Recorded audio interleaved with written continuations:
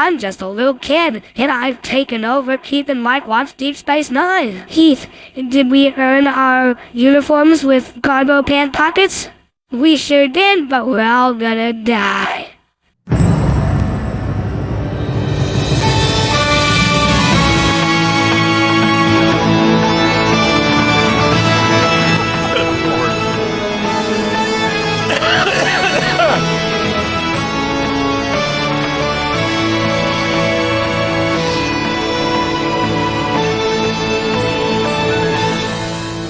What's up, everybody? Welcome back to Keith and Mike Watch Deep Space Nine. Today we are talking about Season 6, Episode 22, Valiant.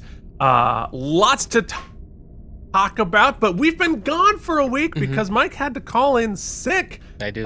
You know, there's a song that I just rewrote from my show, I Got Fired, called Mike Calls In Sick. Do you know that? Interesting. Yeah. I did know that, actually. So I did recall that. I should send you the latest version, and you can record it and use it next time you call in sick. You know, I am still... Every day I wake up and I'm like, oh, I feel a little better. And then an hour goes by and I realize... Still feel a little crappy, a little crummy. This is a deep one. And anybody who's had this crud that's been going around, this sort of just general cold, it's a laster. It's been lasting quite a bit. Yeah, I mean, because I had it a couple weeks ago, and like the sort of fluiness of it was brutal. I was really shocked by how much it kicked my butt. It reached a peak. But we're here. It reached peak crappy when Keith and I went to support the Chancellor up in New York City. That was like the worst night of it. And here's how I know our friendship has reached peak form, Keith, is that we can spend a whole evening together, and then at some point just completely both leave without really saying goodbye or anything, and that is exactly how it should be. It tracks perfectly. I told you I was gonna leave. I gotta get the train. Would you want me to kiss you goodbye?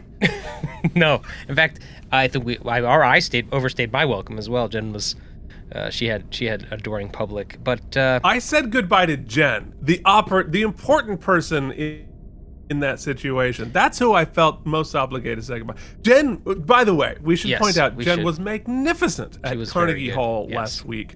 It was fantastic. It was an amazing performance. Jen sounded absolutely glorious, and the level of musicianship that everybody demonstrated there, and Jen especially, was just off the charts. It was really, really a great evening. Yeah, less great is Keith's internet today. We apologize for what you're going. I don't know what's going on. It's all right. We're gonna make it through. We're gonna make it through, hopefully, without having to stop 6 times. We had a couple of good weeks. We did have a good couple of weeks. So anyway, that's what's going on. And then in a shocking twist of maybe harbingers. I hate to use that term, but a harbinger of things to come. Maybe the end times, perhaps. You thought the stock market crashing was bad. You thought the tariffs was bad. But Keith and I are about to inhabit the same physical space twice in 2 weeks. That's true. I don't know. It's very strange. Yeah, the whole thing is very, very strange. Yeah, I mean, so it's going to be. We're actually going to be together for WrestleMania / Easter / possibly when they declare martial law. So it's going to be. We'll be really in somebody's fun. basement when the end times come. Unfortunately, we'll be in the basement of the person who doesn't have all of the supplies. Who hasn't stocked up 3 years of supplies in the basement. Now, Mike, do you remember last week's episode? I do. We were flimmin' flammin' and Jim and jammin', right? Wasn't that last week? Yeah, I think that's what IMDb says. We were flimmin' flammin', Jim and jammin'. So glad you really got all the subtlety and depth and context of this. Yeah, we released a rogue AI on the station, and right. Wasn't that Jimmy Jam last week? Mike, I would love to know a little bit more about. Please tell us more about the reckoning, Mike. No, wasn't Jimmy Jam? Tell us everything you remember about the reckoning. I have no idea what you're talking about, but I want to know. But our crooner was like crooning while Odo and Kira were banging. Nope. Wait, was it Power Wraith? Yes, it was Power Wraith. Yeah. It was a different kind of banging, I mean, it was the Care Bear stare, as we'll find out. Yes. So, all right. Was that a good joke, or was that? And there was that wasn't real because the Care Bears were like early '80s. Yeah. Okay. Forget it. I take it back. Well, we're gonna get there. We're gonna get there. We're gonna discuss Care Bears. I'm so sorry, everyone. We're gonna discuss The Exorcist. We're going to wish Mike had taken a third week off, but that's okay. Joshua Cronin says, I think this episode is fascinating. Starting to explore the power wraiths is more cool.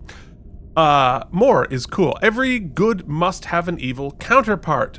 Always great acting from Louise Fletcher. The duel between Kira and Jake could have been more, but it's the end of the season, and I'm sure their budget was approaching having been reached. Yes. That's a very good point. I know some people were like, meh, on the special effects here. I thought the special effects looked great. I would have loved some more explosions and stuff, but it's coming this week. Holy moly. Joshua gives it 82 self-sealing stem bolts. Jason Moe says, trivia time, remember the Care Bear stare, like I said. That special moment when the Care Bears shoot magical beams of light from their tummies. Well, legend has it that the Care Bear stare was inspired by this episode of Deep Space Nine, with Jake Sisko and Major Kira Care Bear staring at each other, and not at all in a goofy way. I award 67 stem bolts to honor this episode's indelible contribution to Care Bears lore. Now, I do remember the Care Bear stare. I had a Care Bear. Oh, I love the Care Bears, man. I was my whole young childhood I ran around with the Care Bear, and that was I had a big one. My little brother had a little one. Well, the same Care Bear. It was the pink one. It's not the size of the Care Bear, buddy. It's the ferocity of the stare. Yeah. It isn't. My parents tried very hard. They gave me the pink Care Bear with a rainbow. Alas. Isn't it funny how we just recycle stuff? Like the Teletubbies were just the Care Bears, but not bears.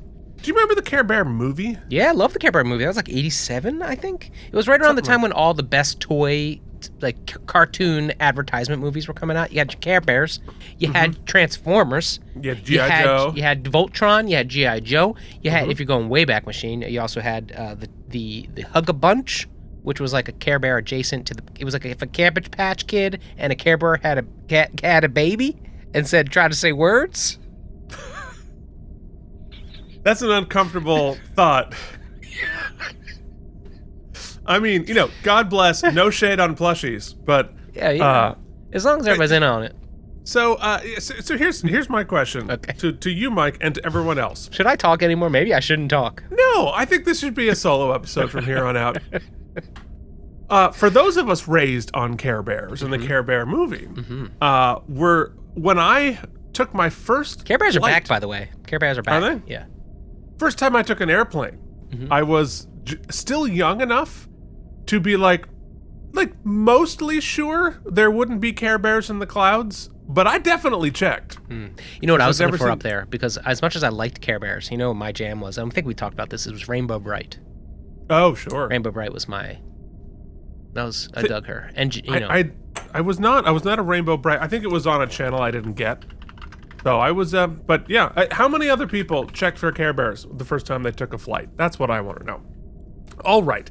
Brian from Video Game Drive-By says, ooh. Oh no, here we go. Sorry, I had to check this. It is a little mind-blowing. So I was pretty sure I remember, you were talking about remembering your first flight, and I remember my first flight down to Florida, barely. Mine was also to Florida. Yeah, I'm pretty sure I remembered I would have been 6 or 7, and I remember my grandmother chain smoking the whole time. And I was like, that can't be right, because clearly they must have banned. Keith, what I'm getting at is here, when do you think they banned smoking on flights? Oh, geez. It's going to be later than you think. I bet it was like 92. Damn, that's crazy. That's close. Smoking on U.S. domestic flights was banned in February 1990.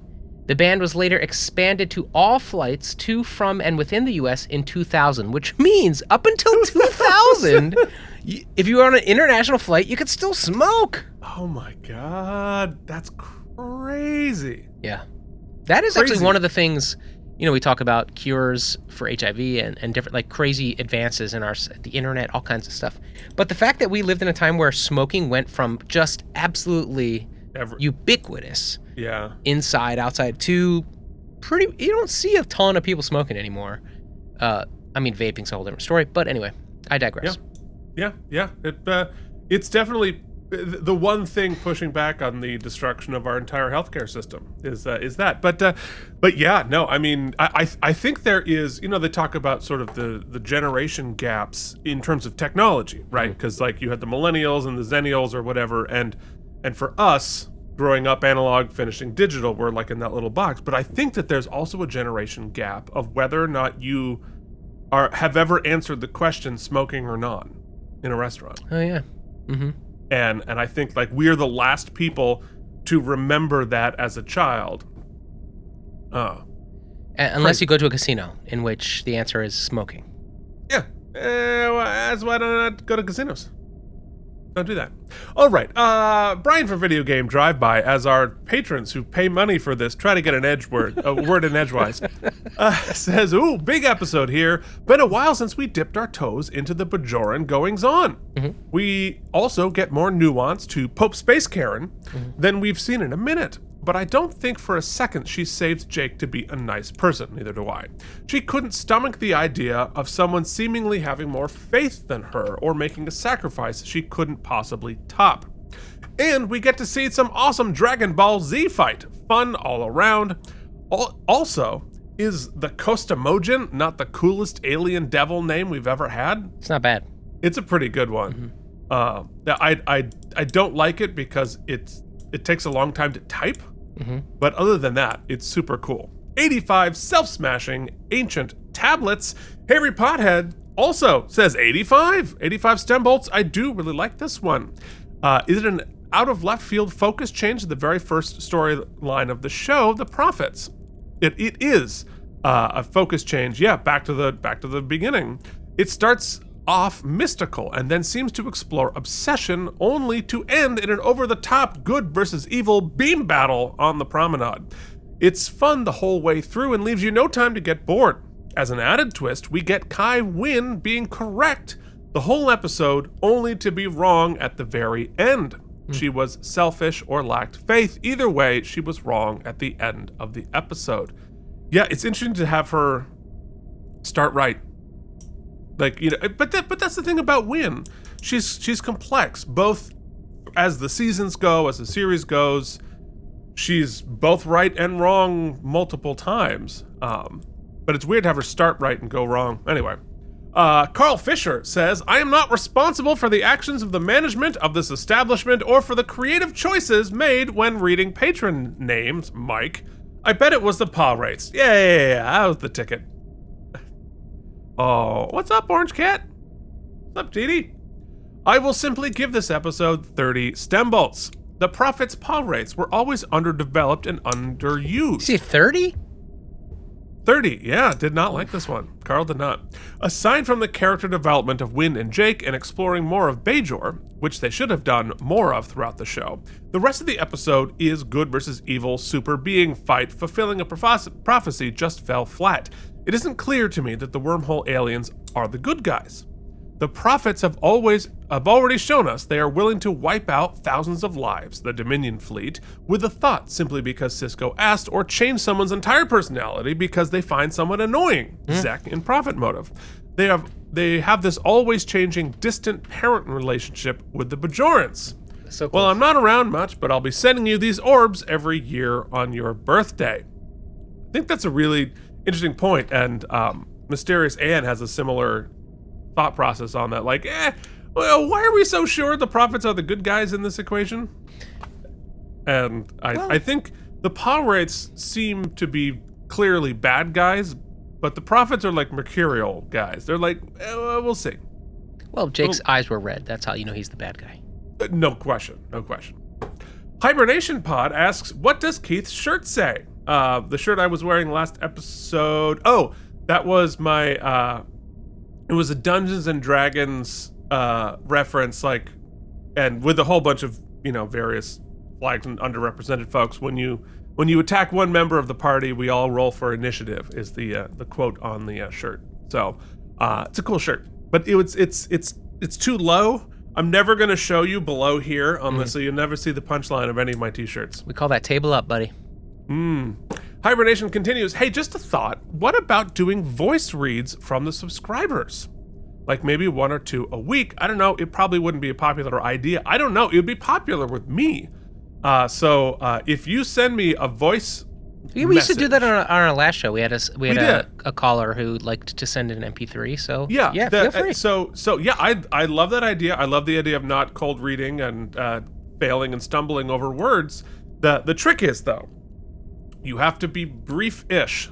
Because I've tried to. Let's put a 60-second limit on there. 60. Ooh, I like that very much. 60-second limit. Yeah, send it right to me at lookatmystartrektoys@gmail.com. We'll play it on the air for sure. Video. You can do a video of yourself making the comment too. Yeah, if you want to be seen with us. Now that said, friends, if we open that can of worms, just know you are limiting the discussion ability of your post. Now, when you post on the YouTube and such, there can be a conversation that can take place. If it's just you have to wait until the following week, or you could summarize. You're right. Summarize what you've already posted. Well, yeah, whatever it is. No, I like that idea. That's kind of fun. So Hibernation continues. I admit I wasn't a big fan of the AlamarEmmys song. This is not a slight on Keith's wonderful talent, but I really like Mike's contribution to it and no longer skip over it. Okay, here's the thing. Time out. Contribution is a strong word. That is definitely an assault on the definition of that word. There is a what do you call it? Kind of a legend that is mostly true, I believe. A famous song, Creep. I'm a creep, Radiohead. Yep. Well, initially was written as kind of just like a ballad the whole way through. And lead guitar player Johnny Greenwood kind of hated it because he thought it was just like sort of a dumb pop tune that didn't go anywhere. So when trying to kind of ruin the recording session is why in that song when you hear it, it's like and he just like kind of explodes all over the song, which ended up making the song what it is. So, what starts as sabotage sometimes, I guess, can become art, Keith. I love you're putting yourself in the position. It's just me doing like semi-fellatio head moves and singing poorly. But, I think you might have just coined the phrase semi-fellatio. Yeah, it's like when your heart's not into it.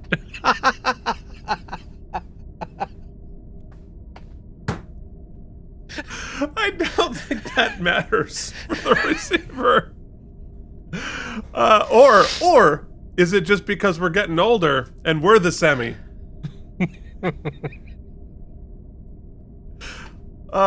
Anyway, I'm so sorry, everyone listening. But here's the thing. I take no offense to you not liking that song because I wrote it to be intentionally annoying. Well, yeah, because that's the whole point. The Wadi were annoying. Yeah. So there you go. Oof, that was we really covered a lot of ground in that response. Wow, I'm so sorry. The prophets can tell that Wynn is not worthy of their acknowledgement. She reeks of envy and jealousy. I suppose in their own right, they knew that an outsider like Sisko would serve as an appropriate emissary for the time period despite their own non-linear time position. Maybe because he would be more impartial, or that he was bound and guided by Starfleet ethics. Perhaps in a chaotic universe, it made the most sense. Choosing Jake may have been the testament to showing us how committed Sisko was to the game. A strange gamble to take after relenting, considering that the fate of everything was also hanging in the balance. Sisko challenged the prophets to be gods in Sons of Anarchy, so he must have known that what he signed up for in the coming months, right? Be wary of those who throw out terms speaking of a coming golden age. Yeah, damn right. They are absurdly chaotic and will do anything, including sacrificing the good of all others to serve themselves and their ambitions. Yup. Fletcher plays this type of character masterfully. 70 bent finger, lightning bolts. Mysterious Anne says, Mike, I hope you're feeling better. Thank you. Feeling better? Yes. Behaving better? That's going to be a hard no. Never. You know, I have to go back because he brought up a good point from a previous episode that we never touched on. I did get the vibe from Ben in that one episode. I saw him as sort of Lieutenant Dan when Lieutenant Dan was sitting on top of that ship in Forrest Gump during the storm, and he was going, what is that the best you've got? Is that the best? That was Ben shouting against the prophets. Yeah, well, fair enough. Lieutenant Dan. Get a good Forrest Gump reference here. Always timely. Magic legs, Lieutenant Dan. Mysterious Anne, who regrets having had anything to do with this podcast, says, I love this episode. I think my favorite part is Kai Wynn trying to give herself a role by leading prayers on the promenade after enduring humiliation of the prophet Kira not even acknowledging her. Yeah, she gave herself the assignment. That's a really interesting. It is a really interesting character flaw in somebody to insinuate themselves into situations they're not a part of. But I do that all the time. In the Odo-Kira relationship arc, I have to say that I have faith in you sounds like it could be a romantic line, but I think Kira would be thinking, that's sweet, but please don't compare me to or treat me like a prophet. If Odo really has faith in Kira the way she has faith in the prophets, he's putting way too much pressure on her and the relationship. If he doesn't mean that, then he's just being cute. To me, that feels like a moment he's not really showing that he understands how real or important his faith is to her. Now, I read this comment. I think it's really interesting. And I didn't take it as him saying, I have religious faith in you, capital F faith in you. I think it was the secular meaning of, I trust you, I believe in you, not necessarily the same way that faith is used later, where Mysterious Anne says the really romantic part is Odo's respect for her faith, capital F faith, when the reckoning begins. His actions in those scenes show that he's been paying attention, and he doesn't really have to share her faith to understand how important it is to her. Sisko's has faith that they won't hurt Jake. Anyway, let's finish the Odo. Yeah, so I definitely see your point. I think that there is a distinction between the capital F and lowercase f in the two Odo faith things there, but I've lost faith in my point being coherent. I often, it's a really valid point she brings up, because I'll speak only from my experience, like my circle of people I know. I don't have a ton of friends, colleagues, people that are in my inner close circle, right, that are super, I hesitate to use the word religious, but because there are plenty of people who are a part of a religion, but not really faithful to that religion and practicing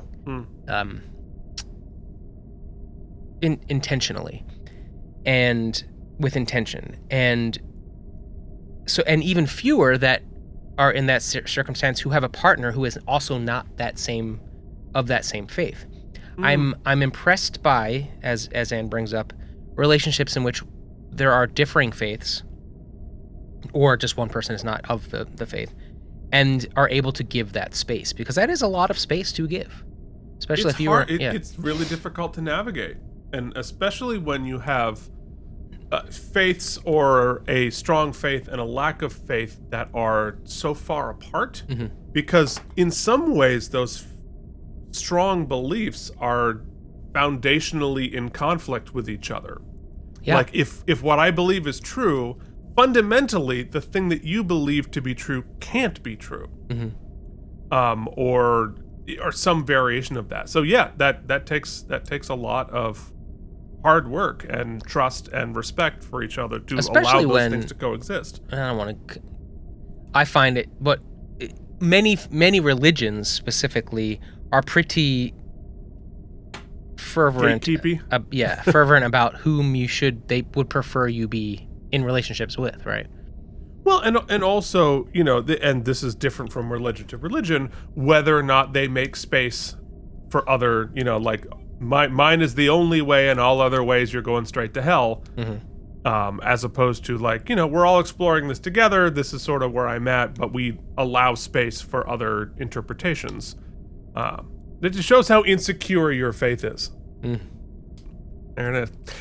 Anyway, Mysterious End continues. Sisko has faith that they won't hurt Jake, but I don't think the episode or anything we've seen in the Prophets really decides that for sure. I think the show leaves it ambiguous, and Wynn's interference keeps it open. For all we know, they would have destroyed Deep Space Nine and everyone on or near it to win the battle, and we don't know how much the Prophets actually care for or are willing to be reckless with the lives of linear beings. I'm with you, man. I honestly think that unless they were in charge of what Wynn did, and that was their escape mechanism, they removed Wynn's agency and made her do that, then I believe they were absolutely perfectly happy to destroy the station and everything. Yeah, they winked out all those Jem'Hadar. I mean, as far as we know, they did. Oh, for sure. Yeah. But I think that they were willing to kill Sisko. They even say your task is done here. Mm-hmm. So I think they were perfectly willing to wink out Sisko and Jake and the station and all of it. They don't seem to show much deference to the individual. No, not at all. The relationship with Sisko is one thing, but I don't know. YouTube viewer says some of the special effects in this episode demonstrate the limitations of the 1990s, but this is a great episode on the whole. I like the POG rates, and the writers are wise not to overuse them. Every episode that includes them is a major event. I have faith in you is normally empty rhetoric, but in this case it was backed by action, so that it was a great story, great line with a solid payoff. If I could wave a magic wand to improve the episode, I would cut the 2 minutes of technobabble and give Louise Fletcher another 2 minutes of screen time to be a villain. I think that can be true of any episode. Also, this would provide additional context for why she interfered in the last moments of the episode. That sort of just came out of left field for me. I give this episode 90 out of 100 chronotons. JD says, Keith, if you were interested in comparing visions of storytelling through two visions of the same thing, watch The Exorcist: The Beginning, then watch Dominion, prequel to The Exorcist. What these are in the movie is the movie Dominion was completely filmed and in the edit when the studio saw it and the early cut and didn't like it. So they hired another writer to rewrite the script and another director to direct and kept the same cast and sets with just a few changes, then refilmed almost 2/3 of the movie using some of the footage from the original productions. Then they released The Beginning 2 years later. The original director convinced the studio to let him release his version direct to video. And it's so interesting to see how different the two identical stories are. And in my opinion, Dominion is the better version. I know that story. I love that story. I have both of those films, and I think it's a fascinating exploration of commerce and art there. There's also some, as Mike would enjoy, some phenomenally bad extraing in that episode, and I forget which one it is, but they have like people like doing pickaxes, like excavating something, and then they shoot from far away, and you see multiple of them like not coming within 3 feet of the ground as they're pickaxing. My favorite thing. Anyway. Wynn always reminds me of my grandmother, not in a good way, but in this episode even more so, the way she puts words in Sisko's mouth in order to shut down his argument. And that's the thing, Wynn isn't right because of social norms, she's right because she's using social norms to manipulate things in her favor. Yeah. To Mike's point, she is incredibly faithful to the point where she is jealous of others being more faithful, but to put it better, she hates the idea of looking less faithful than others. To which I say, does that really make you faithful? Or does that make you competitive in your displays of faith? Well, Keith, I would say... Is it performative faith? Right. The question would be, it's a weird analogy, but I don't know, it's apt for me. Is your faith a fuel or a currency? Yeah, good way to put it. And she seems like, she has a very transactional faith, for sure. Yeah, especially when she wants to flaunt it, right? I want to show you but how much I have. But she might not be aware of it. Because, I think she's feeling I don't think she's faking her feelings, but I think she might not be aware of what is fueling those feelings. She's not doing the work, Keith. She's not doing the work. Not doing the work. JD continues, Keith has the best takeaway from the episode. Christ was not a Christian. I don't think that's my takeaway. I think that's... I think I'm weirdly probably not the first person to say that, but yeah. Keith, one of the world's foremost students of Christ. Oh, for sure, for sure. I've studied a bit. I've dabbled in JC. I've dabbled. I love history. So, Mike, for all you know, this cup may be my blood. It may be my body. Yes, superstar, love it. Mike, Keith is lying to you. He is asking questions of this scenario that he already knows the answer to. But do I remember them, JD? That's the real question. I was one of the ones who is he lying to me or is he protecting to me? Is he protecting me? I'm always trying to protect you. I may or may not remember the information that I'm protecting. Who knows? JD finishes, I'm one of the ones who thinks this is a pretty solid episode. It could use a little quicker pace, but I like it. 88 self-sealing stem bolts. And lastly, DC says, this episode has always been one of my favorites. The acting is really good here. It is unfortunate that O'Brien is absent, given the fact that he had personal history with a Palwraith before with Keiko's possession. Fantastic point. I did not even think of that or remember that, but like, and I'm sure Colin was filming a movie or something like that, but like, yeah, I feel like not having O'Brien there and Keiko there to give us their emotional context for the Palwraiths, because they're the only ones who actually met them, that would be that'd be relevant context. Missed opportunity.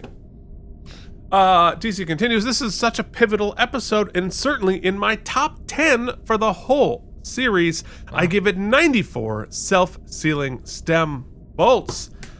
And that are our Patron comments. Patreon.com/KNM. Join the fun. Also, I keep thinking this. If your YouTube handle and your Patreon handle are different, let me know, because I might not make the connection and might not read your comment even though you're a patron, because I don't know that somebody is somebody, and Lord knows. There are a few of those, because I am always reminded. I'm like, wow, they turn of phrase is so similar to such and such. So assume that I'm a dum-dum. So if I miss it, I'm definitely not doing it intentionally. Okay, let's talk about Valiant. Which aired on May 6th, 1998. So happy that this boner song has continued to be the top song, Mike. Baby, when we're... it's just reverb. I wanted a voice modulator, and it's okay. Baby, life's full of disappointments, Mike. What did you say? A disinterested fellatio? I get so excited.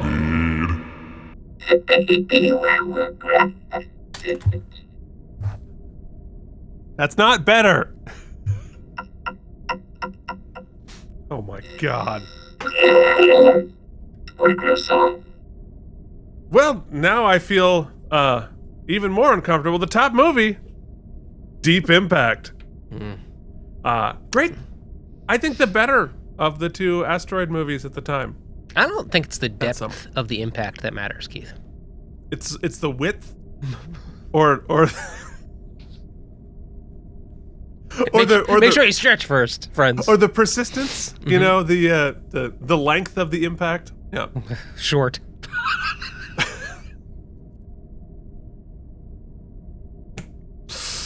Yes. Yeah. I'm so sorry, everybody. Should we just move to the next segment? Don't just like pass all this bullshit. Tell us about the director.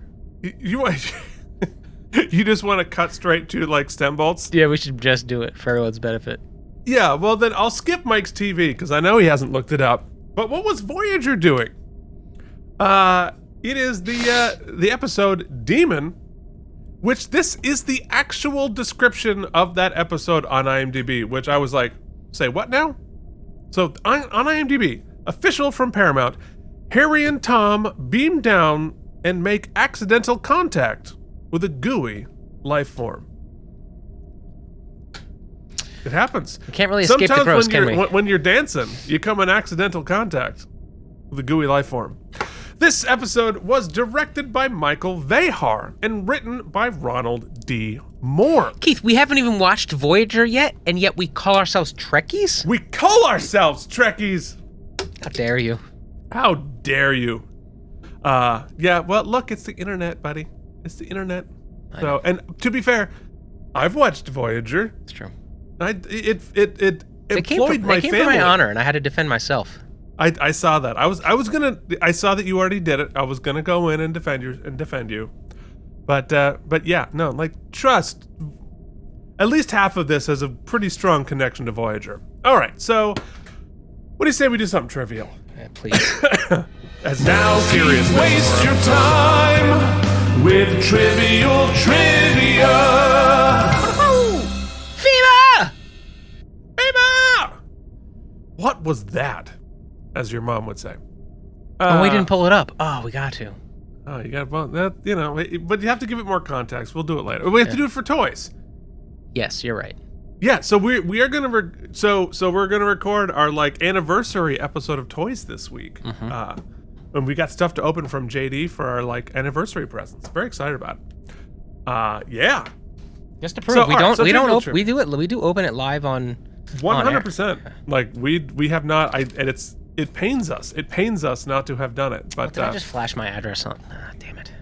Sure did. Everybody, please go to Mike's house. He would love to see you in person. I only have cheesesteaks for $5. Don't call ahead. Just show up. It'll be great. Yeah, the dog will love it. She will not bark at you. No, for sure. All right, trivia. You haven't met the dog, have you, Keith? What's that? You haven't met the dog. No. Cool. Going to on Sunday. It's gonna be fun. I like you. Of course. Dogs love me. Except for my own dog.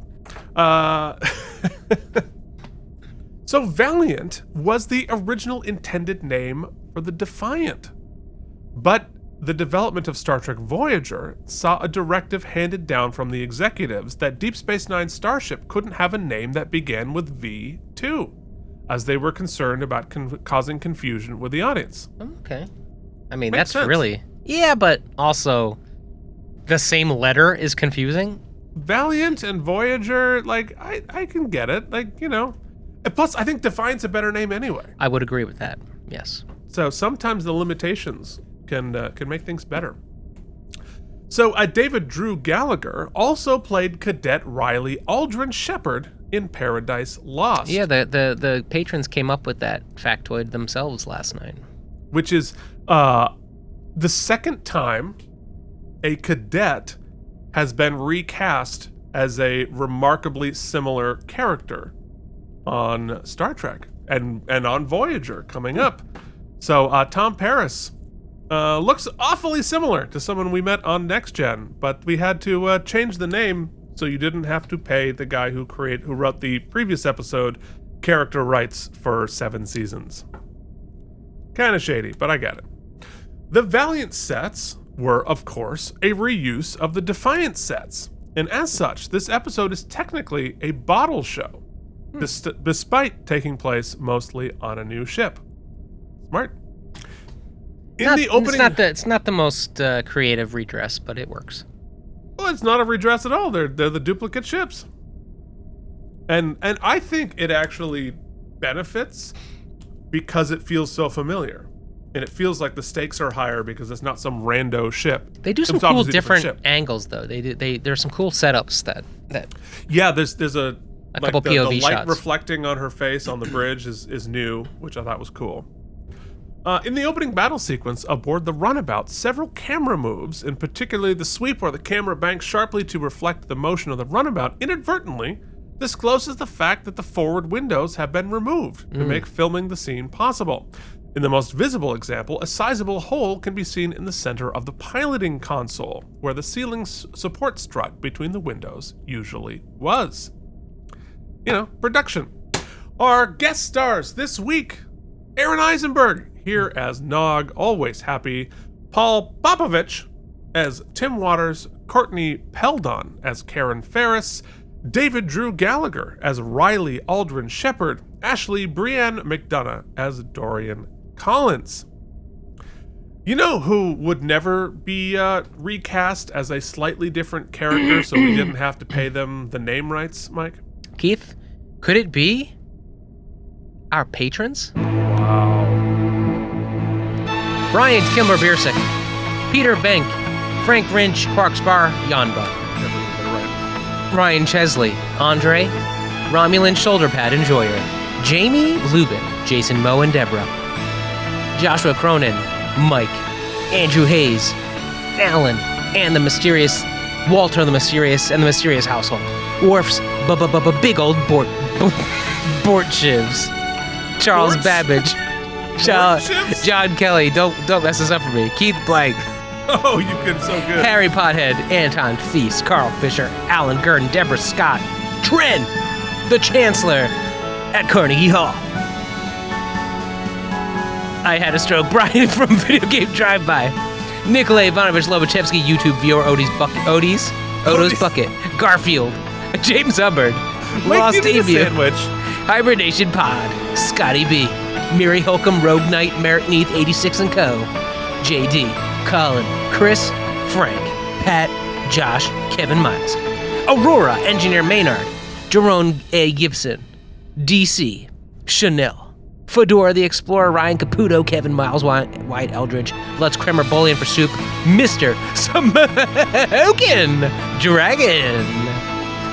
We've got the Hall of Famers, Casey, Brian, Joshua Cronin, Mysterious Ann, Andrew Worf Big, Colin Dakin, Corkspor, Peter Dinklage, Peter Banky, CRM Productions,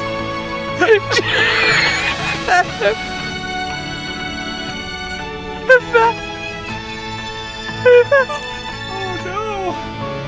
The people on the right side of the screen. Folks, because he just flashed his address, you know where to send the ambulance to put a wallet in his mouth.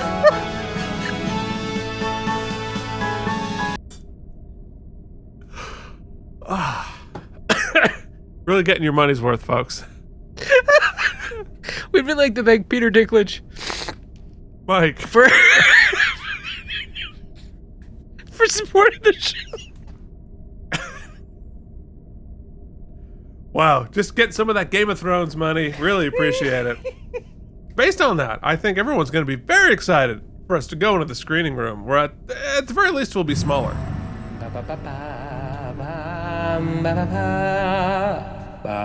Oh.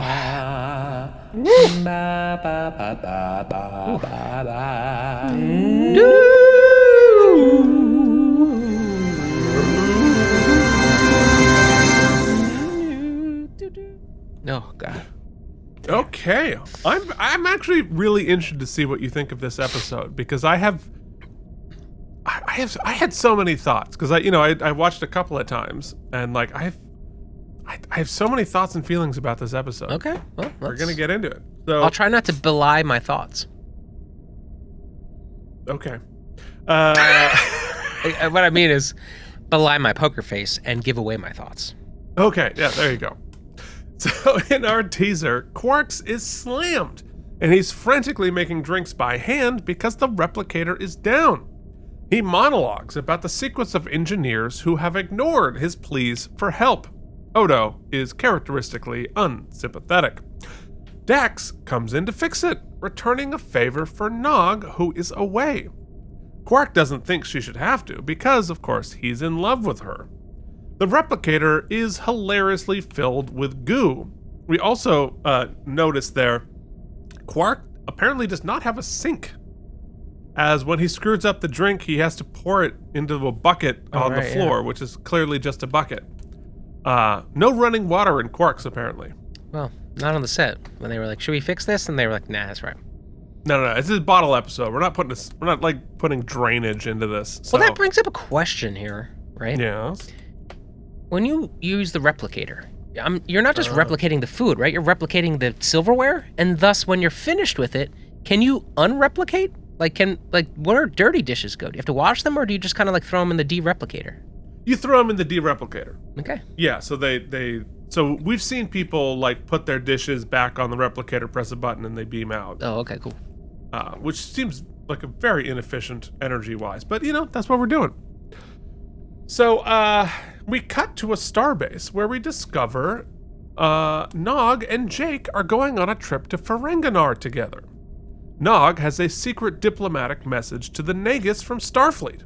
Reporter Jake, probably correctly, assumes it's an attempt to make an alliance in the war.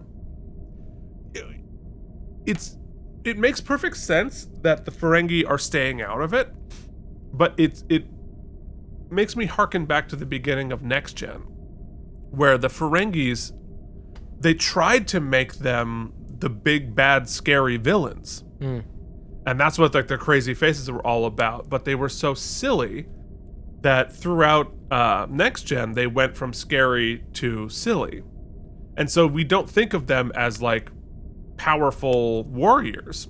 But, the first couple episodes of Next Gen, there's like, ooh, oh my god, it's a Ferengi ship. We're so scared they're going to blow us out of the water. We could use some of those in this war, but that's not what we're doing. So they have been given a runabout to take to Ferenginar, which Nog now knows how to fly, which is a big improvement from the last time they were alone in a runabout in Season 3. Remember when they were on the planet and they were trying to escape the Jem'Hadar, but they didn't know how to fly the thing? They didn't know how to fly it. And now Nog can fly it, which is pretty cool. Also, can we just shout out how awesome Siric's costume is this week? It's very fly. It's a cool vest. Because, apparently Star Trek believes that most of future clothes will be vest-based. Yeah, well. But it's a good color combination. A vest like is very gold and slimming, blue. I think. A good vest, very slimming. It's slimming to a point. And then it's just, restricting. Yeah, Maybe I'll get to a point where a vest can be slimming. So they head out and immediately run into a whole mess of Jem'Hadar ships that must be headed towards the starbase. But I had to watch it a second time to like understand what was happening there, because I'm like, you just took off 30 seconds and you run into Jem'Hadar ships. You're just next to a starbase. But on second view, I understood that they're actually attacking the starbase. They just happen to be leaving right as an attack is happening. So that's why they're inundated in Jem'Hadar ships immediately. So they fly through, then warp off, but communications are jammed and they're being followed by one of the Jem'Hadar ships. So in Act 1, they find themselves accidentally going further and further into Dominion because every time they change course, the Jem'Hadar ship gains on them. Which, it's another one of those things, like, how does that make sense? But actually it does. Because if you imagine you're a ship on the sea, every time you change course, they can triangulate straight at you. That said, I think going deeper into Dominion territory is probably not the right call. I don't know that rises to this level, but I'd like to discuss this just right now. So remember, Dominion, we're at war, and JD kept reminding me during the watch along, and he's right, because, things, we kind of skirt away from that sometimes. And remember, at some point there was like anybody could be a changeling, so we're doing screenings and blood tests and all kinds of stuff. And sure. You assume by this point we've gotten there's some protocols in place to routinely check, I would imagine.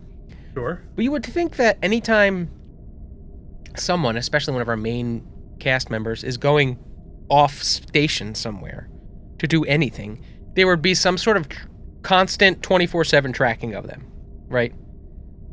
So for them to even get into this is before we get into deep space, so that they can't be, they're too far away I know where we're going to go with they can't be monitored because they're too far away, or they're too far away, we're behind enemy lines. Before we even get to that, the first time they're on this star dish and their ship gets blowed about, somebody should be getting a beep, beep, beep over on Deep Space Nine. This is please enjoy the new segment, Keith Stuffs Mike's Wormhole. Keith, I'm looking and our numbers going way up. or way down. I don't know why I'm looking on my watch. Our numbers come in on your wrist that doesn't even have a watch on it? Yes, and. Yeah, there you go. They say immediately that all communications are being jammed. Right. By the ship that's following them. And that was Keith Stuffs, Mike's wormhole. So... Keith, one more time, say it. And that was Keith Stuffs, Mike's wormhole. I'm sorry. I thought it'd be a better sound effect. I just hit the... Wish I had like a moose call. Well, give us one. Okay, say it again. And that was Keith Stuffs, Mike's wormhole.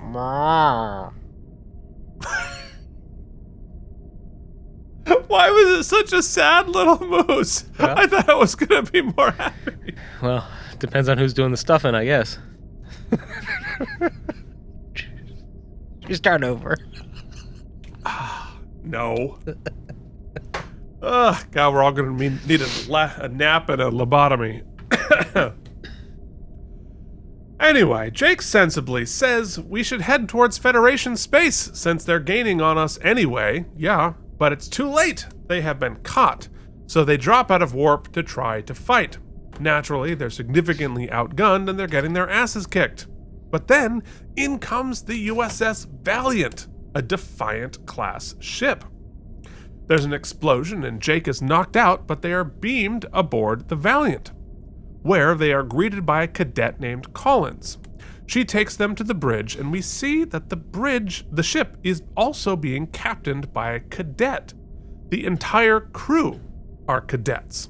And Nog explains that these are Red Squad, who we met doing shady stuff on Earth. They successfully blow up the Jem'Hadar ship, and the Captain Tim Waters tells them... That was way back when Nog was just in Starfleet, right? He was a cadet himself. He was in the academy. And Ben was kind of like not loving it, but also boys will be boys kind of thing. Well, he needed them, right? Ben needed their help. He did need their help, but also Red Squad was working for the Shady Admiral, and so it not exactly shown as like this is a great thing. A little culty, real culty. So they meet the captain, Tim Waters, and they blow up the ship. So he explains what happened here. He was battlefield commissioned by the previous captain when he was, and then he commissioned people below him, which is how he became captain. Jake also knows about, Waters also knows about Jake and his father. And he sends Jake to sickbay to get his arm checked. And we meet First Officer Ferris, and they have been trying to fix the ship's engines, but they're cadets, so they don't know how, but Nog does, having served on the Defiant. Meanwhile, in sickbay, Collins heals Jake's arm. I want to mention here, Keith, because it was a great joke that the patrons came up with last night on the watch along. Our first cadet here, or our first officer. Yeah. Perhaps the original Space Karen. Her name is Karen, and just very Karen-y the whole time. Very. Just... She's not the. Yeah, and it's funny, and we don't really talk about performance here in any sort of a negative light because that's not really what the point of this is. But like, it felt a little pushed. Well, me. And I almost can't blame her for it because the writing of this Red Squad, we get it, but they're so. It would be different if they were fearful of Jake, right? Like if I kept thinking that all of them were so sort of. I hate to use the term bitchy, but it just felt a little catty and bitchy across the board. And I thought that was because they were going to end up. It was going to be that they were doing something they shouldn't be doing. But at no point did they kind of really emphasize that it's not a solid, that it's not above board in any. Well, I mean, I guess there is nuance there. But my point being is that I felt a little incongruence between the way they treated Jake. Well, I think the story here is really that they've kind of formed a cult. And you know, if you go into like cult logic, the first thing you do is defend your leader at you know, and nothing familiar about that in the country today. But there is this sort of like aggressive defense of the leader and all decision makings from there that feels like that's what's happening here. But yeah, they're just like aggressively unfriendly and antagonistic. What was the mission that he was Battlefield commissioned to carry out? I mean, I know they're doing it here, but like, explain it to me again, like I'm 5. Yeah. So I'll get back to it. But essentially, you know what? Here, it's coming up. Okay. So Collins explains the training course that they were on was supposed to last 3 months, and we had 7 regular officers and a crew of 35 cadets. The plan was for the cadets to run the ship while the officers observed and critiqued our performance.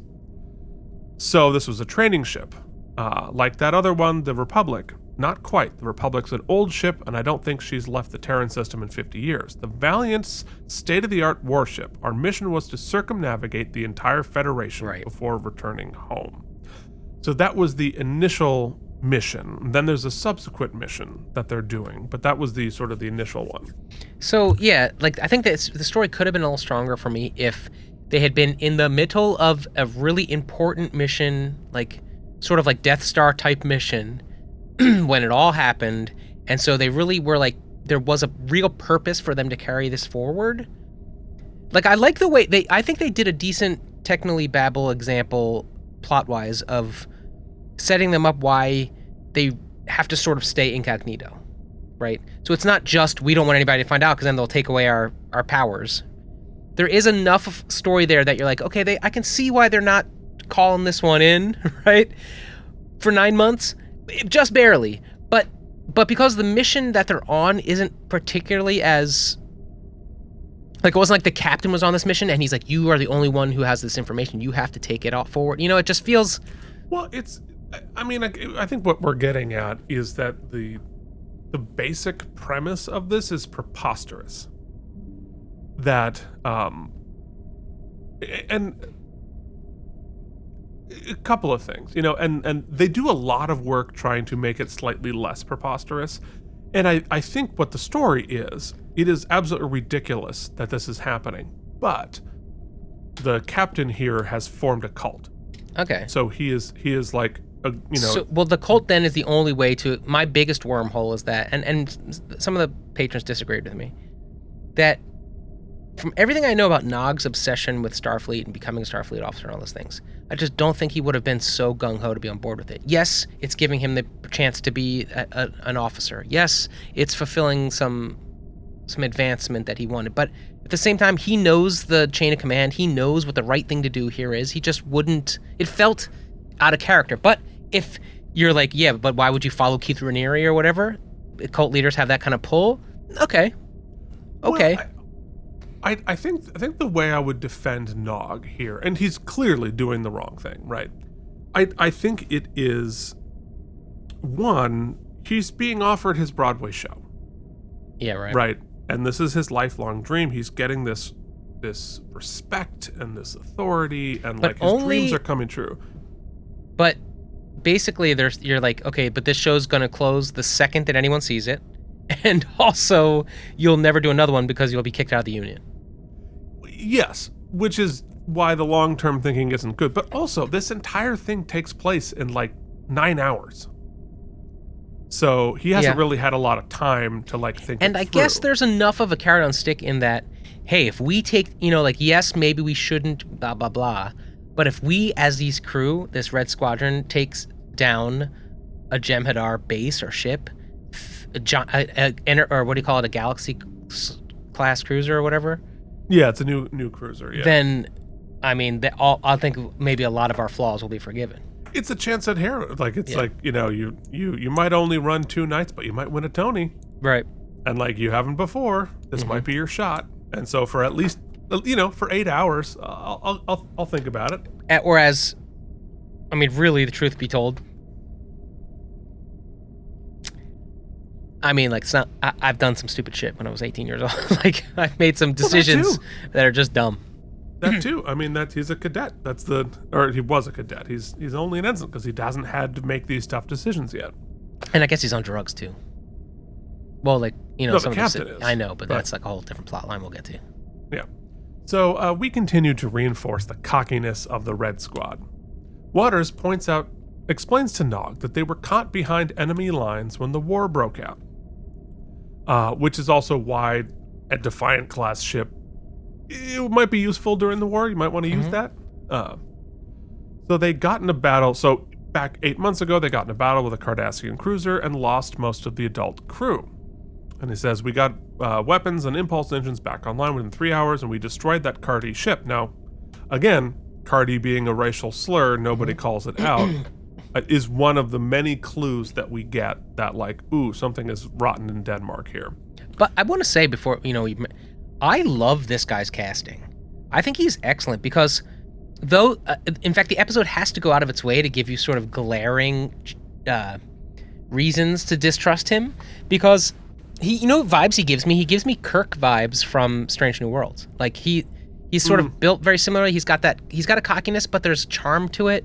He's got a joie de vivre that I think is really, I think it's a good performance. He's got like attractive young white guy vibes.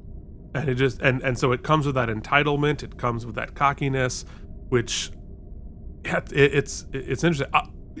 I see what you're saying. Swagger. I detest him the entire time. Everybody was saying that. I did not.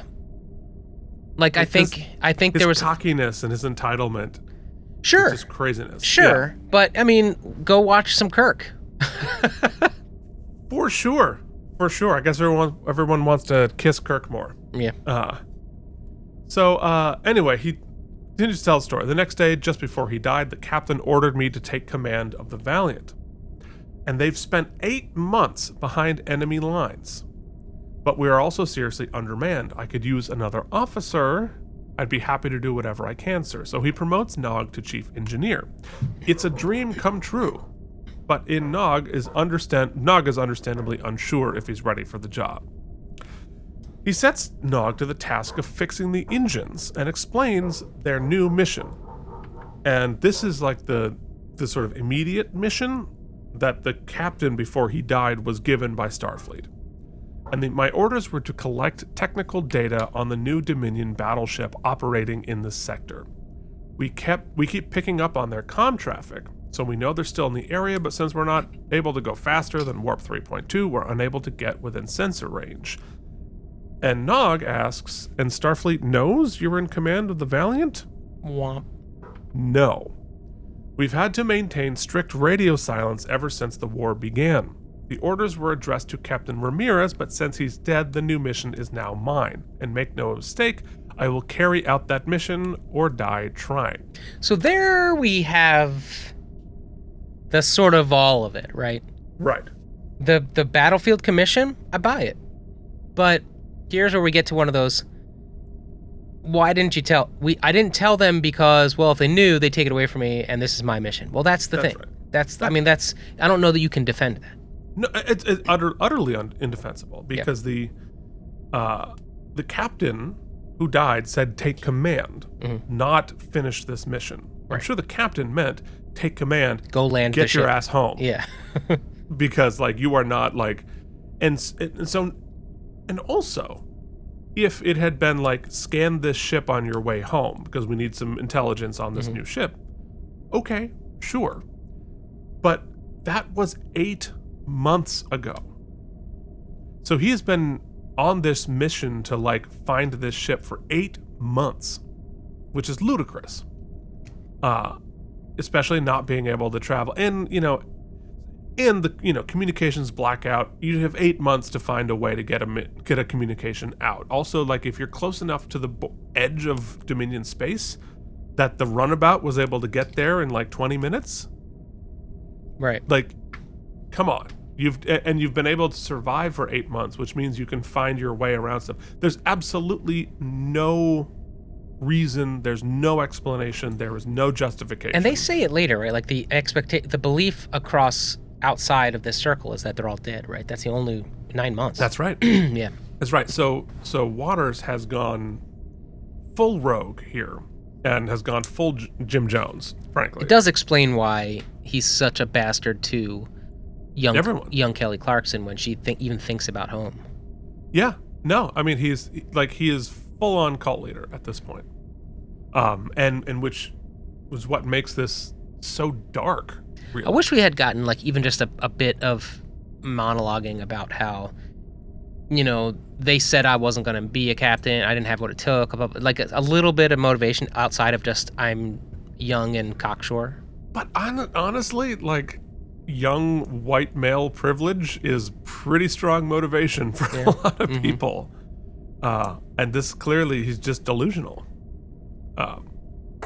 Anyway, so in Act 2, Jake has coffee with Kelly Clarkson, in his mess room. And Collins monologues about her home on the moon. Homesickness and the pressure is clearly, well done, is clearly weighing on her, and she starts to break down a bit. And I wrote Ashley Brienne McDonough is actually really good here. Oh, yes. And it's good casting because she seems adult-ish at times, but also very, very young at times. And I think that's just really good at reinforcing how young these kids are. So in engineering, Nog is holding court, fixing the engines. He's confident, and he's making some risky changes, but he knows that they'll work. And they head off, him having fixed it. Meanwhile, in sickbay, Collins is still upset when Captain Waters comes in looking for some pills, stimulants, painkillers.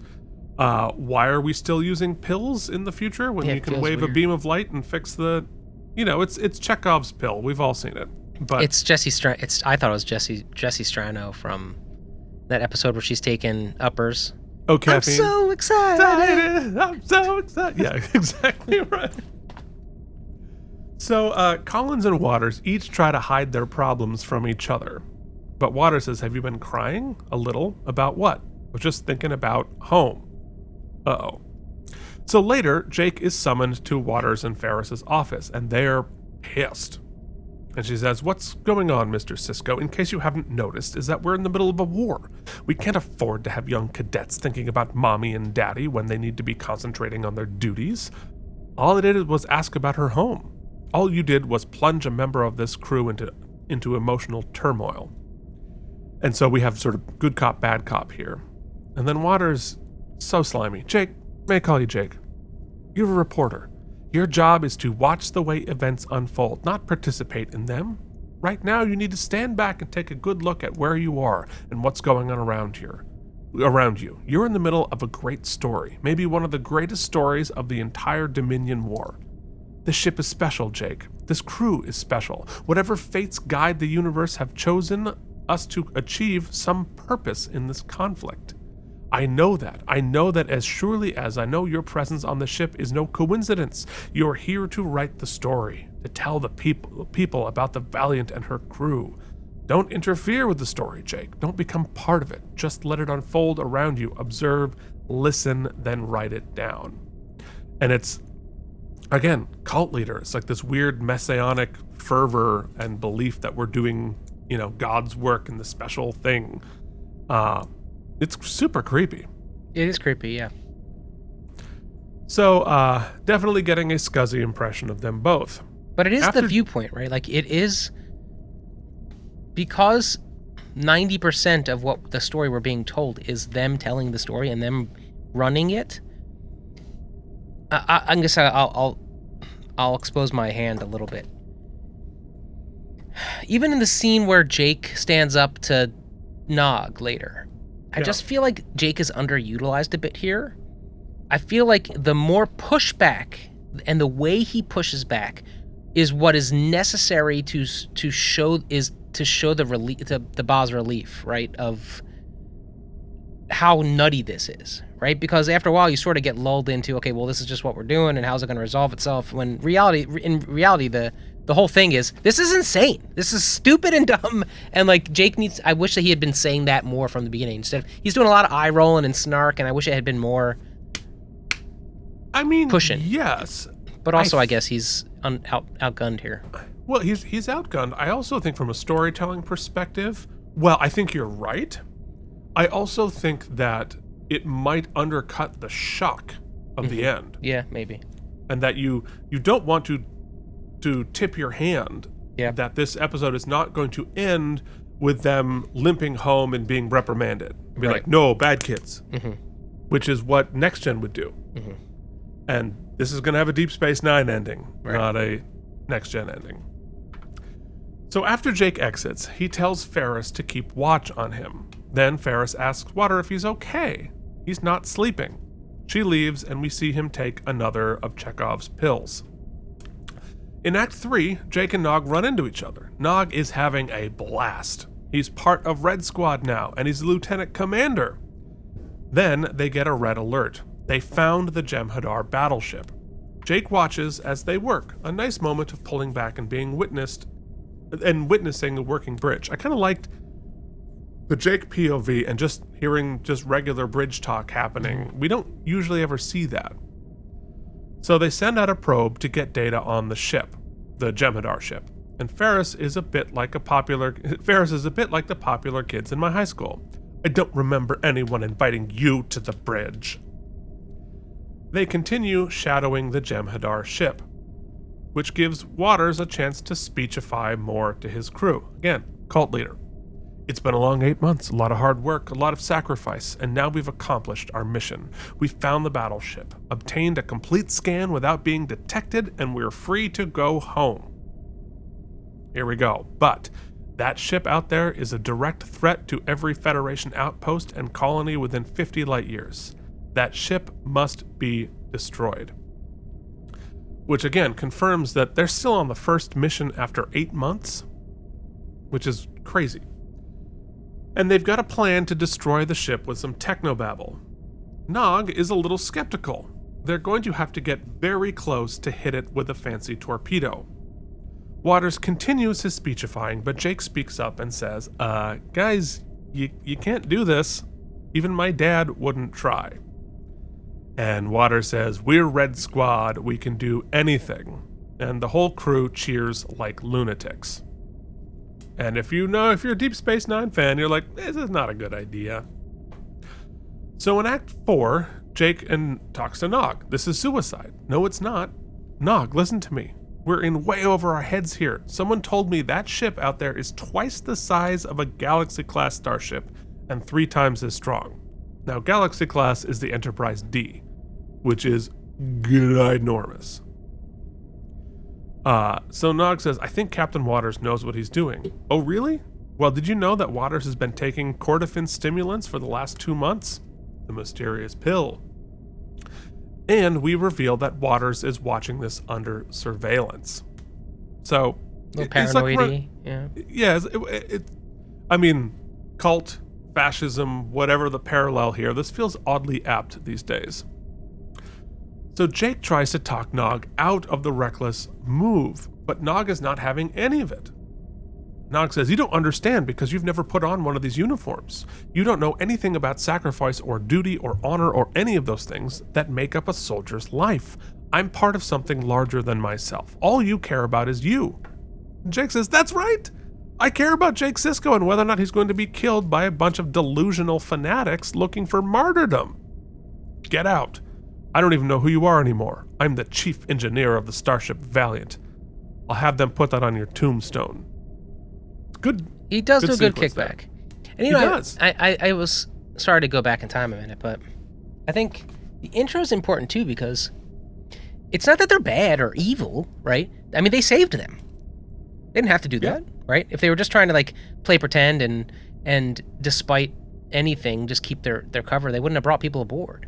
But I think what makes them dangerous is that they're sniffing their own farts, right? They believe their own business. Well, and that's why they saved them, right? And that's why he tells him as a reporter, yeah, write this down. This is going to be a glorious tale. Well, it's Jonestown, right? Where like if you weren't Jim Jones and like his lieutenants who sort of knew what was happening, you're victims. You're sort of brainwashed by the situation. And so, they're victims to what happened here. And it's sad. It's terribly sad. Yeah, and really like if the captain really just wants to play pretend. He's just enjoying the power trip of it. That's it. Yeah, or whatever. I think he's beyond that, because you do that for like a weekend. Mm-hmm. You do it for 8 months and like cultivate this whole. I don't really know what motivates Waters, but honestly, what motivates a cult leader? Period. Right? Yeah, but I mean, there's some things about cults where they don't really flesh it out that much. Like, you know, how do they deal with dissenting? How do they deal with? Yeah, I mean, he yells at her for crying or going back home, but like she doesn't. None of them really want to leave. It doesn't seem like you can't see. Like, there's more exploration there. If it was really a cult story, I mean, it is, but it. Well, but it is. I mean, because like he has them all under surveillance. Any sign of weakness is shut down. And you know, and you're right. They're sniffing the farts. We're Red Squad. We can do anything. So you have this push pull. You 45 minutes, right? You can't have a 6-part docuseries on exploring cults. I'm just saying it's not. As someone who is, as you know, obsessed with exploration of cults, this one is not one of the stronger ones. But I get it. Yeah, I mean, all the beats are there. They're just short. So. Anyway, Jake leaves and is immediately arrested and thrown in the brig, which I think also subtextually means all other dissenters have also been thrown in the brig. The ship prepares for battle, and we see an extended montage of everybody working. Waters does more delusional white man monologuing, cosplaying Picard over the comm system, but everyone seems to be buying it. Yeah, that engage was definitely not... was definitely like a throw, right? That was like a little Easter egg earworm thing. Well, I mean, but again, he's cosplaying. Yeah. As all of these other things. So, of course, he's cribbing little bits and pieces here. So, they warp out, and in Act 5, they engage the Jem'Hadar ship. And it is absolutely massive. And new. We have never seen this ship before. There's a big moment of uh-oh silence. They begin the attack. The tiny ship flies across the bow and gets immediately nailed. An engineer is killed by debris. There's fire on the bridge immediately. Cool practical fire effects. And Spark's not going to say, it's Star Trek, but like they went for it, which I think has really helped here. They prepare the special torpedo and head off for the flaw in the Death Star. There are more sporks flying everywhere around. It's like the room. More sparks and fire, and another cadet is killed. They shoot, and they fly through a gigantic explosion. They did it! Now, of course, the effects here, super fun. Super great. And again, you know, I say this all the time, like, nothing they could have done before they went digital. But then, you know, they think they did it, but the Jem'Hadar ship emerges from the fireball still intact. And pissed. There are more explosions, and Waters is killed.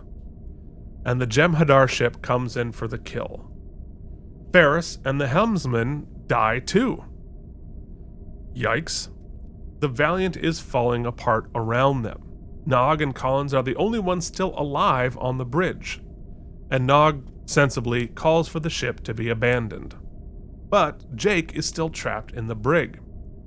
So he rescues Jake and they run to the escape pods. I think the excitement and the effects of this whole sequence, super cool.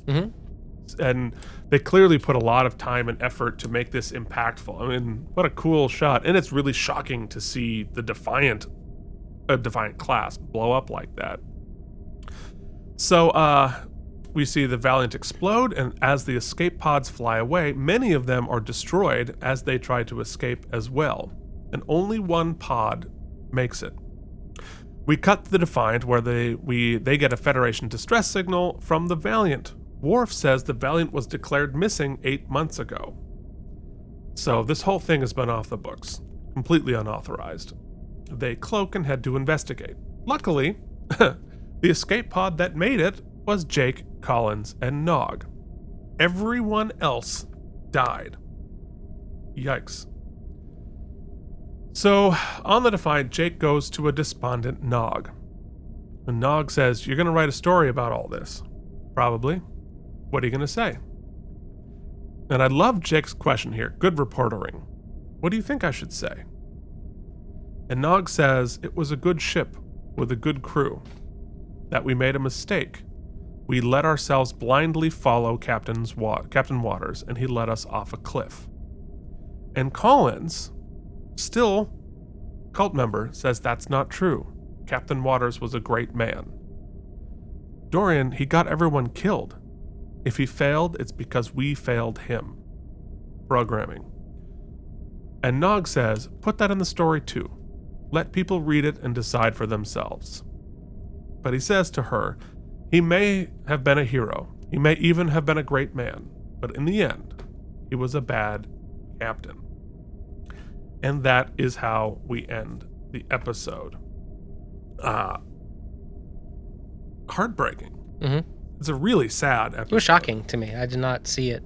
Because you just don't expect, even though Deep Space Nine has had stakes like that before, they don't do it all of the time. We just killed a bunch of kids. Yeah. Not just a bunch, like ostensibly a ton, yeah. Yeah, and it's quite shocking. Yeah, it's quite shocking.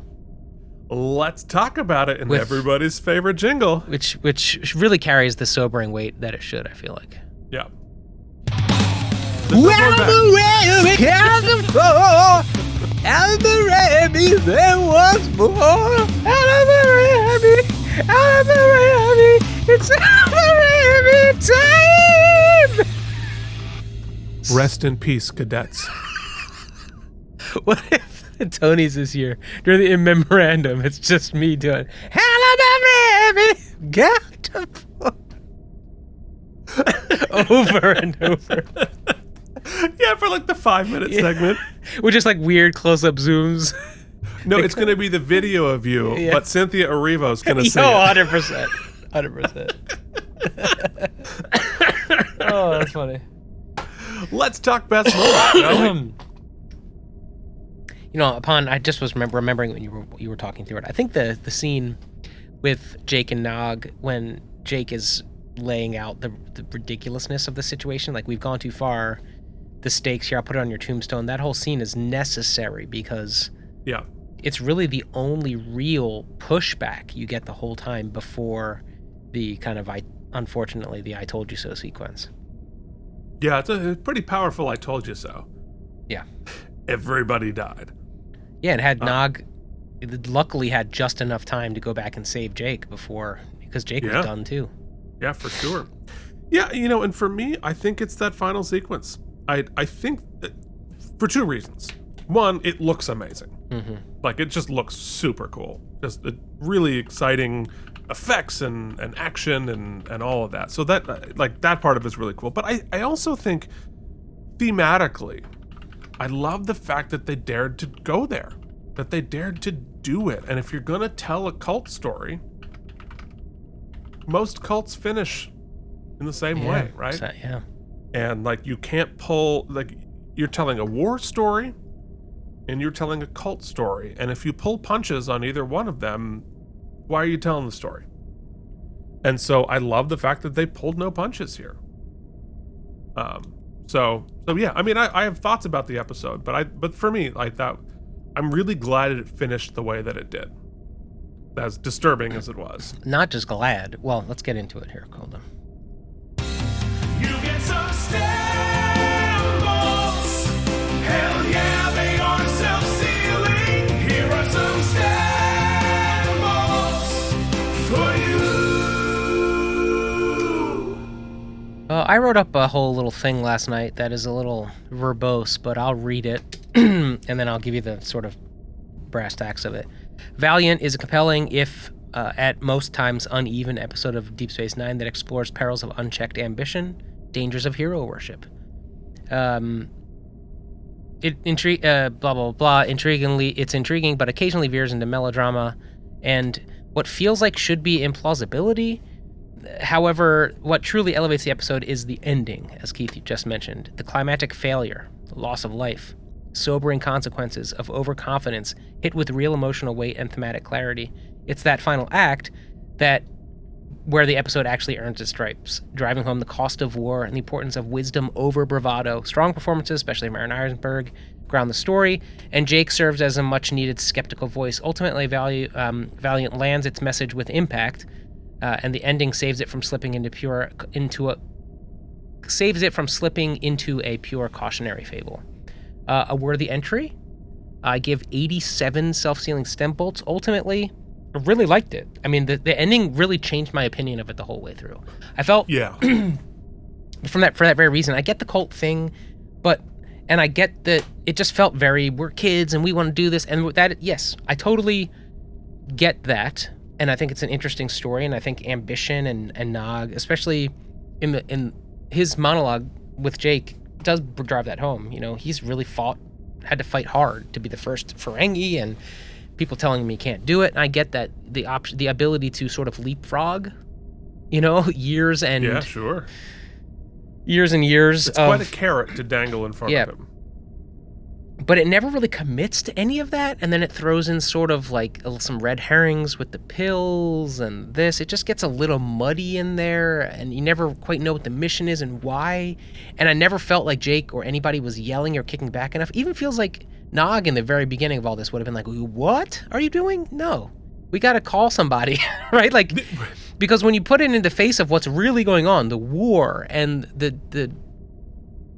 but once again, it's not just like, because it's not just that they didn't limp home for a slap on the wrist. Right. They could have also had them almost get them and then lose, right? Which would have given them a more heroic, but they didn't. They got their asses handed to them from the get. Never had a shot. It was comical to even believe they did, and I mean, they film it in a way that makes you sort of like a deek, so we think maybe, but in reality, if you zoomed out even slightly, they did nothing, right? They got their asses handed to them. And that was like the only ending that would have made me be like, yeah, okay, yes, right. That. I would have loved to have seen a little more of the fallout when they got home. Like, what did Ben say to Jake? What did Ben say to Nog? What does Starfleet have to say to Nog? What does any of that have to, but I don't know that we're getting that story. Yeah. So it's not a home run, and yet still feel like it's a double rounding a triple, maybe, right? I said 87. I could probably go as low as like 86, 85, but 87 felt good. It's a B to me. I mean, it's the action was good. The performances, I thought, across the board were good. You might have thought that you hated him from the beginning, the captain. I thought there was enough shades of gray there, whereas I could see where people would want to follow him and why, you know. That added some good creep to it. Yeah, I'm all right with it. Yeah, but I could see where it could be polarizing. Well, it's curious to know what the world thought. Yeah, I mean, it's one of those episodes where like the concept of it is preposterous. It is ridiculous that this is happening, right? They've been out for 8 months in a like unsanctioned, secretly in a Defiant class ship. How did this, how do we get here is ridiculous. Like, on its face, it's ridiculous. But well, AI Frank Sinatra matchmaking Kira and Odo isn't exactly that's not ridiculous. It's sweet. Okay. Gotta help. But that said, I mean, I think it's a show about in a lot of ways, cults, we talked about that, but the dangers of youth and the arrogance, and I think it's a story about Nog growing up in a lot of ways, and so we've seen Nog travel so much, and he's begun to see some real life adult consequences of life. Starts as a child, right? And so like he got sucked. We know as a character he is susceptible to peer pressure. He's susceptible to like his ambitious, like his interest in being in Red Squad to begin with, right? In previous episodes, and like this is very intoxicating for him because the real life consequences haven't really landed on him yet. And in a lot of ways, this episode is about some of those real life consequences landing on him. And and he's on a journey with that, right? On a journey of going from a child to a young adult to an adult by seeing that we're not on the holodeck anymore. And this whole cult was based on thinking we're still playing a video game, and they had to sort of deal with that. And so, it's sort of ridiculous, right? I have notes here and there, but this episode sticks with me. I think because of the end. I think because they dared to go there. It's an episode when I think about a rewatch, it comes up. It's like it's one of like the top 30 or 40 that I remember. Oh, that one. Because of that. And so I think I like the episode. As ridiculous as it is. It also, coincidentally, as I wrote down, it is the 5th episode in a row with no B story. If you go back and think about it, which I think speaks to the quality of storytelling that we're at right now, because like the stakes are so high that a B story doesn't make sense. And if a story is unless it's like a silly little science thing, like if the stakes are high enough, you don't need a B story. So yeah, it's a very dark episode. It's kind of a scary episode. It's a sad episode. It's sort of an upsetting episode. But crazy stuff happens during war. It's another one of those consequences of war. And it's interesting. So for me, it gets 88. Okay. Wow. It's not a perfect episode, but I like it. I like this episode. So it's gonna be a thing in the world. Not like so much. It got a 6.9, which is 139 out of 173 episodes. So that's where we are in the world. I'm very curious what everybody else thinks about this episode. It's gonna sit with me for a little bit. Next week, we're doing it. Profit and Lace. Hold your butts. Keep your butts, folks. Here we go. Is that one you're watching with me? Are we doing a team again? No. Okay. No, I think you should. Yeah, I think you should watch that on your own. I'm never alone, Keith. You're never alone. Did you know you can watch the episodes with me, friends? At K&M is not where you go. You go to patreon.com/K&M. You spell out K&M. Yeah. And let me tell you, we've not had any less than 10 people for probably the last month. There's always a group of folks in there having like a really robust chat. Some great people. It's worth it. On occasion, like last week, I'll put it in there. If you're not even a member of the Patreon, you just join as a free member. Every once in a while, I pop the link open to everybody. You never know. But it's only a low price of $1, up to as much as you're willing to give. It does help us offset some costs. And listen, we do have movies coming up. I said no to a bunch of projects. So, and by a bunch, I mean 2. And that means this summer, there's a lot of free time, and we're going to be getting we've got some fun. We've got our 5-year Toys anniversary show coming up, as well as, Keith, there may be some fun, unannounced, really special things coming up. Maybe. Unannounced to me, too, apparently. No. You know what's coming up. Do I? Okay. Yeah. Maybe. Nothing's set in stone yet. Yeah. Join along. Thanks, everybody, and blah, blah, blah, blah, blah. Words, talking. They always say in broadcasting, finish strong. Till then, this is Keith and Mike. Watch Deep Space Nine. Thank you for watching K&M Entertainment. If you enjoyed our particular brand of nonsense, please like and subscribe. Or become one of our patrons at patreon.com/KNM.